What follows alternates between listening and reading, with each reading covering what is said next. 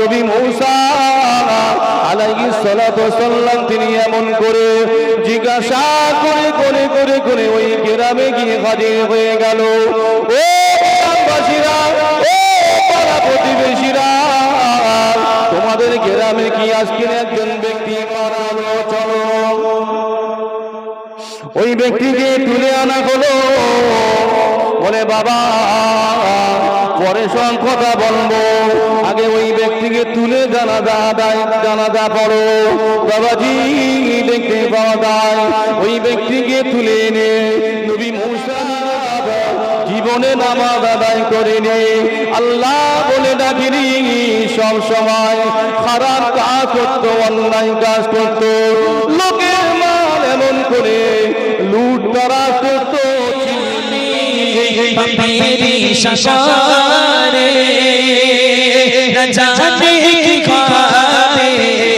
তাই বলা কর্তব্য। জি,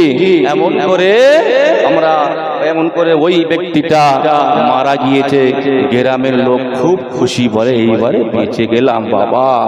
এত বড় দস্যু, এত বড় খারাপি মানুষ, ডাকাত ব্যক্তি আমাদের গ্রাম থেকে বিদায় নিয়েছে, মানে পাপ বিদায় নিয়েছে, বেঁচে গিয়েছি আমরা।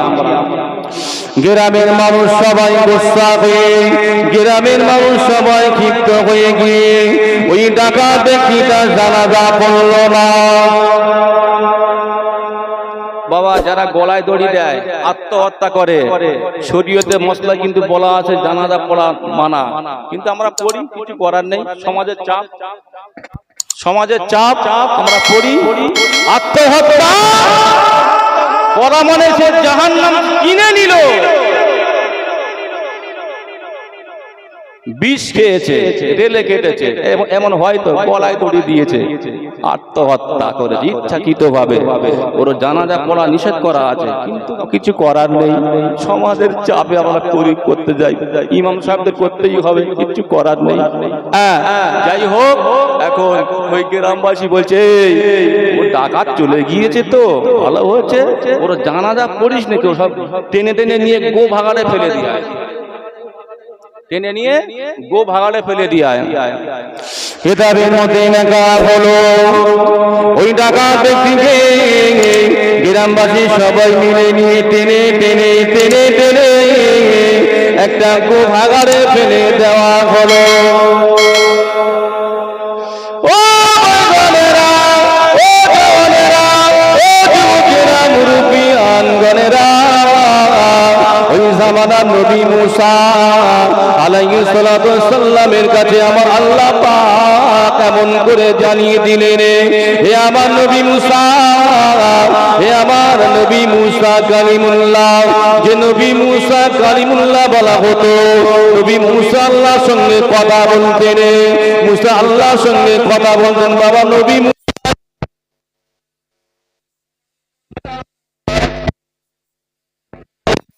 তবে বাবা নবী মূসা বেশি অংশ আল্লাহর সঙ্গে কথা বলতো, সেই জন্য করে নবী মূসাকে মূসা কালিমুল্লাহ বলা হয়।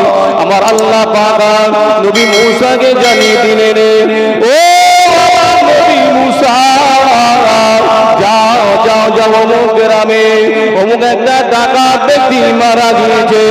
ওই ডাকাত ব্যক্তিটা গ্রামবাসী সবাই মিলে টেনে টেনে টেনে টেনে টেনে টেনে টেনে টেনে নিয়ে গো ভাগাড়ে ফেলে দিয়ে চলে এসেছে।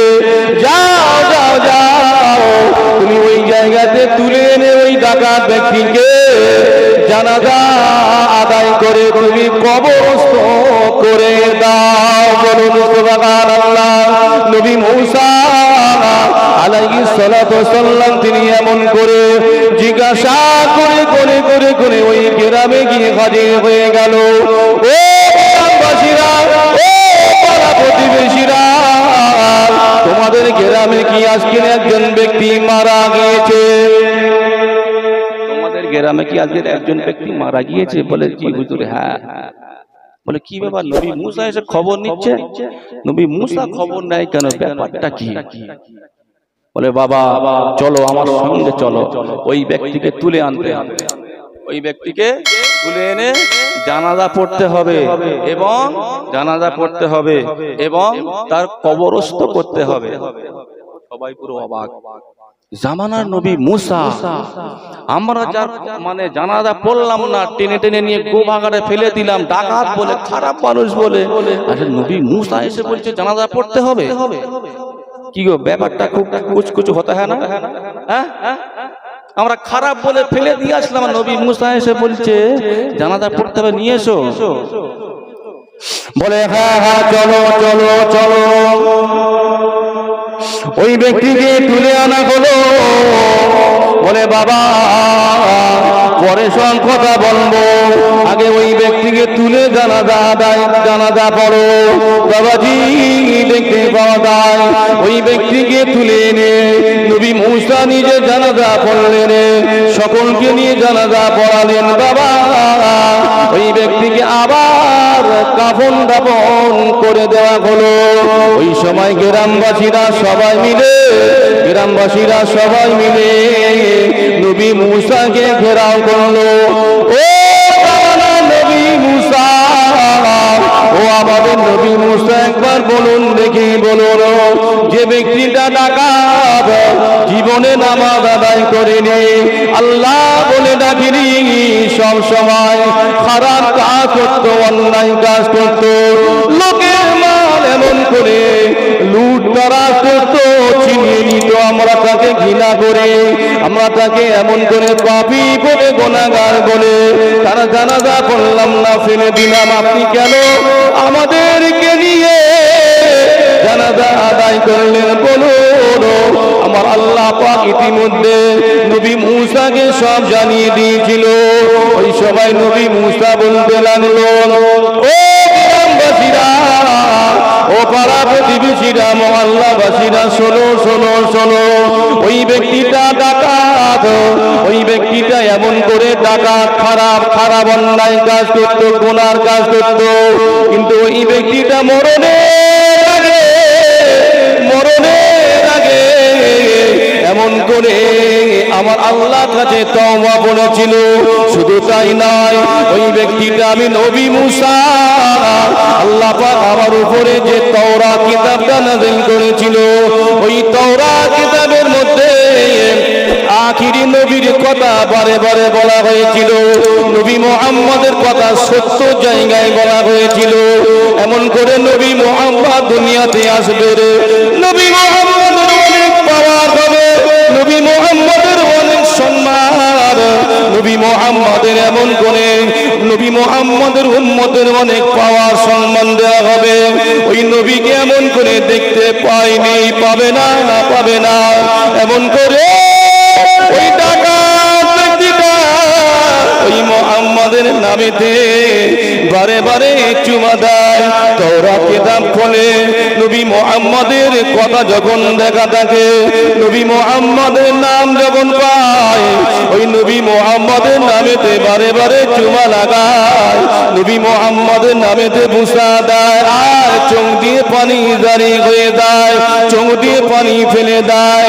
আল্লাহ পাক ওই নবী মুসার উম্মতের ওই ডাকাত ব্যক্তিটার এমন করে ওই মুহাম্মদের ভালোবাসাটা, নবী মুহাম্মদের সম্মান করাটা, নবী মুহাম্মদের নামেতে চুমা দেওয়াটা আল্লাহ পাক বড় পছন্দ করেছিলেন। আর একটু জোরে বলুন সুবহানাল্লাহ।